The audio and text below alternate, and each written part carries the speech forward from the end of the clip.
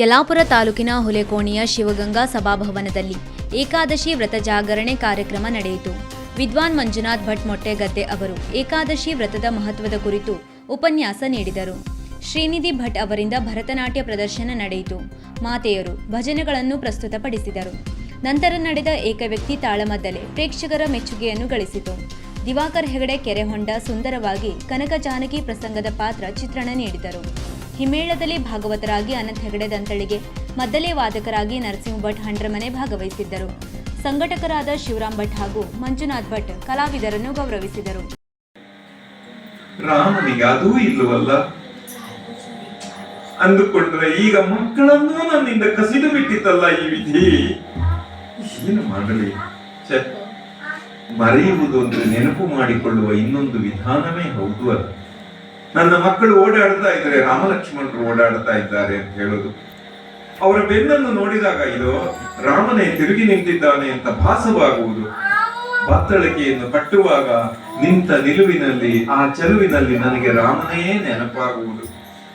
ಅವರು ಊಟ ಮಾಡುವಾಗ, ಒಬ್ಬರನ್ನೊಬ್ಬರು ಕಾಳಜಿ ಮಾಡುವಾಗ ರಾಮಲಕ್ಷ್ಮಣರಲ್ಲವೇ ಇವರು ಅಂತ ಅದೆಷ್ಟು ಬಾರಿ ಅನ್ನಿಸುವುದು ನನಗೆ. ಅದನ್ನೂ ಕಳೆದು ಬಿಟ್ಟಿದ್ದಲ್ಲ. ನನ್ನ ಗೋಳನ್ನು ಯಾರಿಗೆ ಹೇಳಲಿ?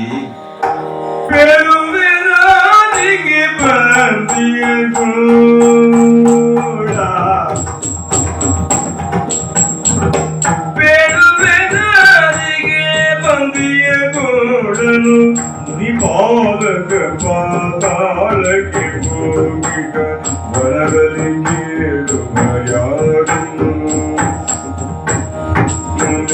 ಬಾಲಕ ಪಾತಾಳಕ್ಕೆ ಹೋಗಿಯ ಮನದಲ್ಲಿ ಕೇಳುವ ಯಾರನ್ನು ಬಾಲನಿಗೆ ಬಂದಿತು ಕಾಲಗ ಗಿಳಿಯುವ ಮನ.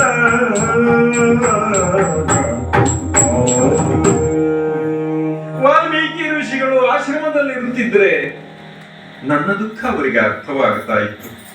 ಆಶ್ರಮದ ಉಳಿದವರಿಗೆ ನಾನು ಅಯೋಧ್ಯೆಯ ರಾಣಿ ಎನ್ನುವುದು ಗೊತ್ತಿಲ್ಲ. ಹಾಗಾಗಿ ಈಗಲೂ ಅವರು ಆಲೋಚನೆ ಮಾಡ್ತಾರೆ, ಅಯ್ಯೋ ಹುಚ್ಚು ಹುಡುಗನೊಬ್ಬ ಅಶ್ವವನ್ನು ಕಟ್ಟಿದ್ದಾನೆ, ಅರಸು ಮಕ್ಕಳು ಅವರನ್ನು ಹಿಡಿದಿದ್ದಾರೆ ಅಂತಂದ್ರೆ ತಾಯಿ ಹೋಗಿ ಕೇಳಿದರೆ ಬಿಡಲಾರವೆ? ಅಯೋಧ್ಯೆಯವರಿಗೆ ಕರುಣೆಯ ಕೊರತೆಯೇ? ಪಾಪ ನನ್ನ ಹುಡುಗ ತಪ್ಪು ಮಾಡಿದ್ದಾನೆ, ಅವನಿಗೆ ತಿಳಿಯಲಿಲ್ಲ, ಬಿಟ್ಟು ಬಿಡಿ ಅಂತ ಹೇಳಿದರೆ ಬಿಡುತ್ತಿದ್ರಲ್ಲ. ಈ ತಾಯಿ ಯಾಕೆ ಆಶ್ರಮವನ್ನು ಬಿಟ್ಟು ಹೋಗಿ ಕರೆದುಕೊಂಡು ಬರ್ತಾ ಇಲ್ಲ ಅಂತ ಅವರು ಆಲೋಚನೆ ಮಾಡ್ತಾರೆ. ನನ್ನ ನಿಜವಾದ ಅಗ್ನಿದಿವ್ಯ ಯಾವುದು ಅಂದರೆ ವಾಲ್ಮೀಕಿ ಆಶ್ರಮದಲ್ಲಿದ್ದದ್ದು. ಯಾಕೆ? ವಾಲ್ಮೀಕಿಗಳಿಗೆ ವರವಿದೆ. ರಾಮಾಯಣದ ಎಲ್ಲ ಪಾತ್ರಗಳ ಹೃದಯದಲ್ಲಿ, ಮನಸ್ಸಿನಲ್ಲಿ ಏನು ನಡೆಯುತ್ತದೆ ಅದೆಲ್ಲ ಅವರಿಗೆ ತಿಳಿಯಬೇಕು ಅಂತ. ಎದುರಿಗೆ ಕುಳಿತವನಿಗೆ ನನ್ನ ಮನಸ್ಸಿನ ವ್ಯವಹಾರ ಪೂರ್ಣವಾಗಿ ತಿಳಿಯುತ್ತದೆ ಅಂತ ಆದಾಗಲೂ ಅವರೆದುರಿನಲ್ಲಿ ಕುಳಿತಿರುವುದು, ಅವರೆದುರಿನಲ್ಲಿ ವ್ಯವಹಾರ ಮಾಡುವುದು ಎಷ್ಟು ಕಷ್ಟ. ಅದಕ್ಕಿಂತಲೂ ದೊಡ್ಡ ಅಗ್ನಿದಿವ್ಯ ಉಂಟೆ. ಆದರೆ ಋಷಿಗಳ ಎದುರಿನಲ್ಲಿ ಕುಳಿತುಕೊಂಡಾಗ, ಆಶ್ರಮದಲ್ಲಿರುವಾಗ, ಮಕ್ಕಳನ್ನು ಬೆಳೆಸುವಾಗ ಯಾವ ಸಂದರ್ಭದಲ್ಲಿಯೂ ಜಾನಕಿಯ ಮನಸ್ಸಿನಲ್ಲಿ ಬೇರೆ ಬಂದದ್ದಿಲ್ಲ. ಆದರೆ ಈಗ ಅವರಿಲ್ಲಿಲ್ಲ. ಇಲ್ಲಿದ್ದರೆ ಅವರಿಗೆ ನನ್ನ ಗೋಳನ್ನು ನಾನು ಹೇಳಬೇಕಾಗಿರ್ಲಿಲ್ಲ, ತಿಳಿಯುತ್ತಿತ್ತು. ಅಲ್ಲಿ ಪಾತಾಳದಲ್ಲಿದ್ದಾಗಲೂ ಒಂದು ಕ್ಷಣ ವಿಚಾರ ಮಾಡಿದ್ರೆ ಹೊಳೆಯದಿದ್ದೀತೆ, ಸೀತೆ ಸಂಕಷ್ಟದಲ್ಲಿದ್ದಾಳೆ ಎಂದು. ಈ ಆಶ್ರಮದಲ್ಲಿರುವವರಿಗೆ, ಅರಮನೆಯವರಿಗೆ ಸಮಾಧಾನ ಹೇಳುವ ಭಾಷೆ ಗೊತ್ತಿಲ್ಲ. ಯಾಕೆಂದ್ರೆ ಅವರು ಬೆಳೆದದ್ದೇ ಹಾಗೆ. ಏನು ಕಳೆದಿದೆ ಅಂದ್ರೆ, ಮಗನನ್ನು ಅವರು ಹಿಡಿದುಕೊಂಡು ಹೋಗಿದ್ದಾರೆ, ಕೇಳಿಕೊಂಡು ಬಂದರಾಯಿತು, ಇಷ್ಟು ಮಾತ್ರ ಅವರಿಗೆ ಅರ್ಥವಾಗುತ್ತದೆ. ಹೌದಲ್ಲ? ಯಾರಲ್ಲಿ ಹೇಳಲಿ ಅಂತ ವಿಚಾರ ಮಾಡಿದರೆ ಬಂದವನು ಹೇಳಿದ, ನಿನ್ನ ಮಗಲ್ಲವ ಕುದುರೆಯನ್ನು ಕಟ್ಟಿದ ಎಂದು. ಕುಶನೆಯಲ್ಲಿ ಕುಶನೇ ಬಂದನಾಗ ಕುಶನಂದದಿಂದ ಹೊಂದಂದನವೇರುತ್ತಲೇ,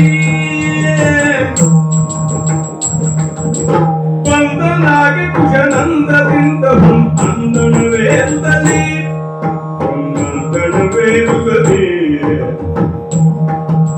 ತಂದೆ ನೋಡು ತರತರದ ಸುಪುಸ್ತುವ, ತಂದೆ ನೋಡು ತರತರದ ಸುಪುಸ್ತುವ